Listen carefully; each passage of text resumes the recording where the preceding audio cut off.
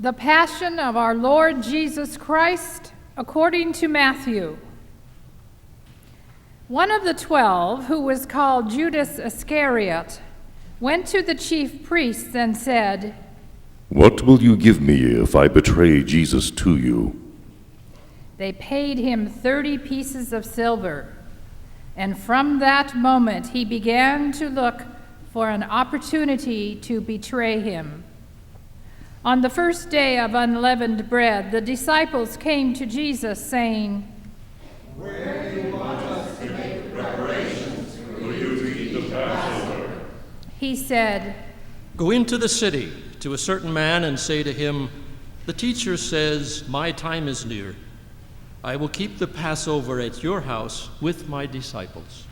So the disciples did as Jesus had directed them, and they prepared the Passover meal. When it was evening, he took his place with the 12, and while they were eating, he said, "Truly I tell you, one of you will betray me." And they became greatly distressed and began to say to him one after the other, "Surely not I, Lord." He answered, "The one who has dipped his hand into the bowl with me will betray me. The Son of Man goes as it is written of him, but woe to the one by whom the Son of Man is betrayed. It would have been better for that one not to have been born." Judas, who betrayed him, said, "Surely not I, Rabbi." He replied, "You have said so." While they were eating, Jesus took a loaf of bread, and after blessing it, he broke it, gave it to the disciples, and said, "Take, eat, this is my body." Then he took a cup, and after giving thanks, he gave it to them, saying, "Drink from it, all of you, for this is my blood of the covenant, which is poured out for many for the forgiveness of sins. I tell you, I will never again drink of this fruit of the vine until that day when I drink it new with you in my Father's kingdom." When they had sung the hymn, they went out to the Mount of Olives. Then Jesus said to them, "You will all become deserters because of me this night. For it is written, I will strike the shepherd, and the sheep of the flock will be scattered. But after I am raised up, I will go ahead of you to Galilee." Peter said to him, "Though all become deserters because of you, I will never desert you."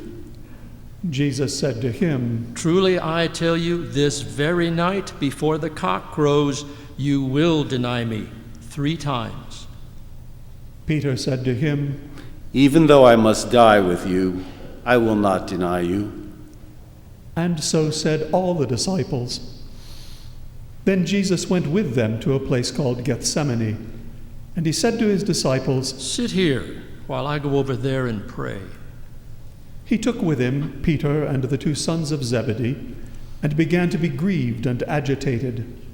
Then he said to them, "I am deeply grieved, even to death. Remain here and stay awake with me."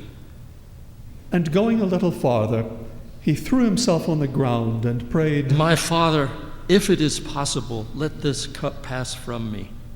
Yet not what I want, but what you want." Then he came to the disciples and found them sleeping. And he said to Peter, "So, could you not stay awake with me 1 hour? Stay awake and pray that you may not come into the time of trial. The spirit indeed is willing, but the flesh is weak." Again he went away for the 2nd time and prayed, "My Father, if this cannot pass unless I drink it, your will be done." Again he came and found them sleeping, for their eyes were heavy. So leaving them again, he went away and prayed for the 3rd time, saying the same words. Then he came to the disciples and said to them, "Are you still sleeping and taking your rest? See, the hour is at hand, and the Son of Man is betrayed into the hands of sinners. Get up, let us be going. See that my betrayer is at hand." While he was still speaking, Judas, one of the 12, arrived. With him was a large crowd with swords and clubs, from the chief priests and elders of the people. Now the betrayer had given them a sign, saying, "The one I will kiss is the man, arrest him." At once he came up to Jesus and said, "Greetings, Rabbi." and kissed him. Jesus said to him, Friend, do what you are here to do. Then they came and laid hands on Jesus and arrested him. Suddenly one of those with Jesus put his hand on his sword, drew it, and struck the slave of the high priest, cutting off his ear. Then Jesus said to him, Put your sword back into its place, for all who take the sword will perish by the sword. Do you think that I cannot appeal to my Father, and that he will at once send me more than 1,000 legions of angels? But then how would the scriptures be fulfilled, which say it must happen in this way? At that hour Jesus said to the crowds, Have you come out with swords and clubs to arrest me as though I were a bandit? Day after day I sat in the temple teaching, and you did not arrest me. But all this has taken place so that the scriptures of the prophets may be fulfilled. Then all the disciples deserted him and fled. Those who had arrested Jesus took him to Caiaphas the high priest, in whose house the scribes and the elders had gathered. But Peter was following him at a distance, as far as the courtyard of the high priest. And going inside, he sat with the guards in order to see how this would end. Now the chief priests and the whole council were looking for false testimony against Jesus, so that they might put him to death. But they found none, though many false witnesses came forward. At last 2 came forward and said, This fellow said, I am able to destroy the temple of God and to build it in 3 days. The high priest stood up and said, Have you no answer? What is it that they testify against you? But Jesus was silent. Then the high priest said to him, I put you under oath before the living God. Tell us if you are the Messiah, the Son of God. Jesus said to him, You have said so. But I tell you, from now on you will see the Son of Man seated at the right hand of power and coming on the clouds of heaven. Then the high priest tore his robes and said, He has blasphemed. Why do we still need witnesses? You have now heard his blasphemy. What is your verdict? They answered, He deserves death. Then they spat in his face and struck him, and some slapped him, saying, Prophesy to us, you Messiah. Who is it that struck you? Now Peter was sitting outside in the courtyard. A servant girl came to him and said, You also were with Jesus the Galilean. But he denied it before all of them, saying, I do not know what you are talking about. When he went out to the porch, another servant girl saw him, and she said to the bystanders, This man was with Jesus of Nazareth. Again he denied it with an oath. I do not know the man. After a little while, the bystanders came up and said to Peter, Certainly you are also one of them, for your accent betrays you. Then he began to curse, and he swore an oath. I do not know the man.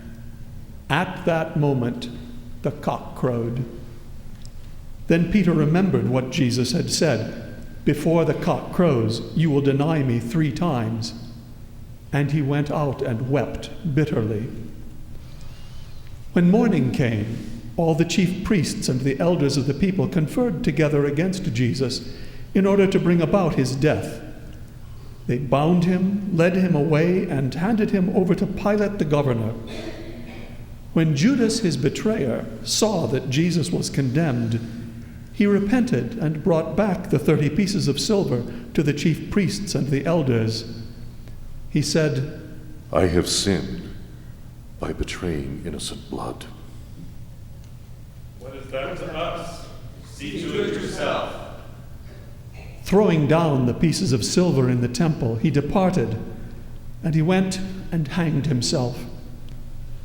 But the chief priests, taking the pieces of silver, said, "It is not lawful to put them into the treasury, since they are blood money." After conferring together, they used them to buy the potter's field as a place to bury foreigners. For this reason, that field has been called the field of blood to this day. Then was fulfilled what had been spoken through the prophet Jeremiah. And they took the 30 pieces of silver, the price of the one on whom a price had been set, on whom some of the people of Israel had set a price, and they gave them for the potter's field, as the Lord commanded me.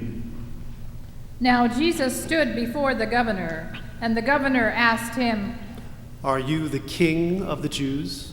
You say so. But when he was accused by the chief priests and elders, he did not answer. Then Pilate said to him, "Do you not hear how many accusations they make against you?" But he gave them no answer, not even to a single charge, so that the governor was greatly amazed. Now at the festival, the governor was accustomed to release a prisoner for the crowd, anyone whom they wanted. At that time, they had a notorious prisoner called Jesus Barabbas. So after they had gathered, Pilate said to them, "Whom do you want me to release for you? Jesus Barabbas, or Jesus who is called the Messiah?" For he realized that it was out of jealousy that they had handed him over. While he was sitting on the judgment seat, his wife sent word to him, "Have nothing to do with that innocent man, for today I have suffered a great deal because of a dream about him." Now the chief priests and the elders persuaded the crowds to ask for Barabbas and to have Jesus killed. The governor again said to them, "Which of the two do you want me to release for you?" "Barabbas." "Then what should I do with the Jesus who is called the Messiah?" "Let him be crucified." "Why? What evil has he done?" "Let him be crucified." So when Pilate saw that he could do nothing, but rather that a riot was beginning, he took some water and washed his hands before the crowd, saying, "I am innocent of this man's blood. See to it yourselves." Then the people as a whole answered, "His blood be on us and on our children." So he released Barabbas for them, and after flogging Jesus, he handed him over to be crucified.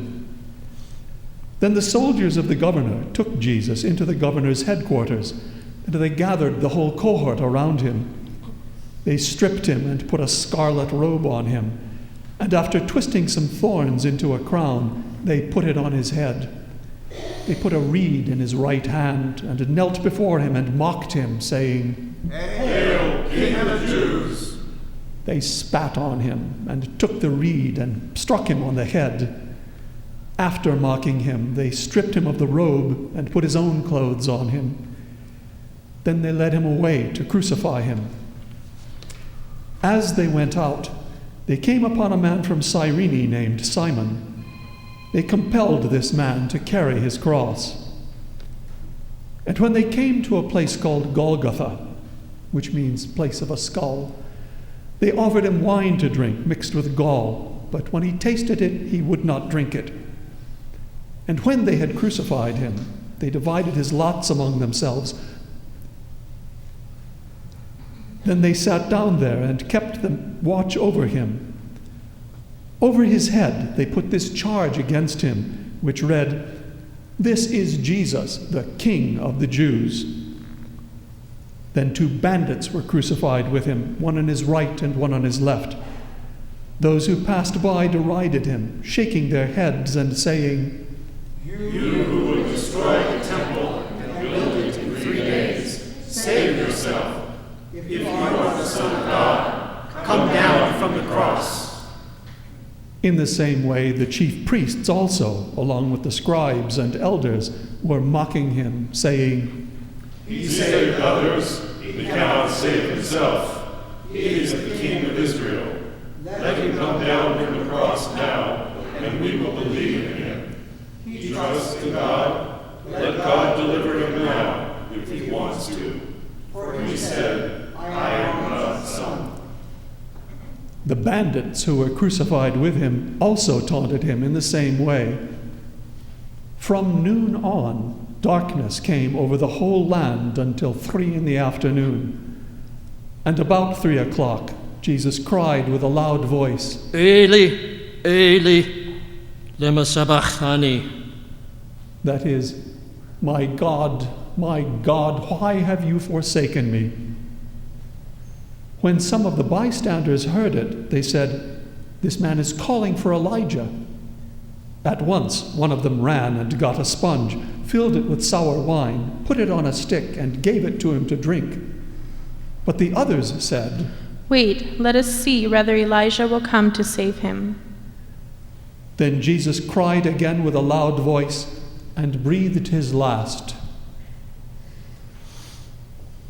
At that moment, the curtain of the temple was torn in two, from top to bottom.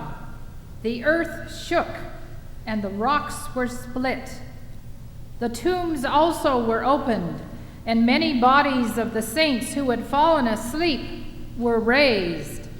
After his resurrection, they came out of the tombs and entered the holy city and appeared to many. Now, when the centurion and those with him who were keeping watch over Jesus saw the earthquake and what took place, they were terrified and said, Truly, this man is God's son. Many women were also there, looking on from a distance. They had followed Jesus from Galilee and had provided for him. Among them were Mary Magdalene, and Mary, the mother of James and Joseph, and the mother of the sons of Zebedee. When it was evening, there came a rich man from Arimathea named Joseph, who was also a disciple of Jesus. He went to Pilate and asked for the body of Jesus. Then Pilate ordered it to be given to him. So Joseph took the body and wrapped it in a clean linen cloth and laid it in his own new tomb, which he had hewn in the rock. He then rolled a great stone to the door of the tomb and went away. Mary Magdalene and the other Mary were there, sitting opposite the tomb. The next day, that is, after the day of preparation, the chief priests and the Pharisees gathered before Pilate and said, Sir, we remember what the impostor said while he was still alive. After 3 days I will rise again. Therefore, command the tomb to be made secure until the 3rd day. Otherwise, his disciples may go and steal him away and tell the people, he has been raised from the dead, and the last deception would be worse than the first. Pilate said to them, You have a guard of soldiers. Go, make it as secure as you can. So they went with the guard and made the tomb secure by sealing the stone.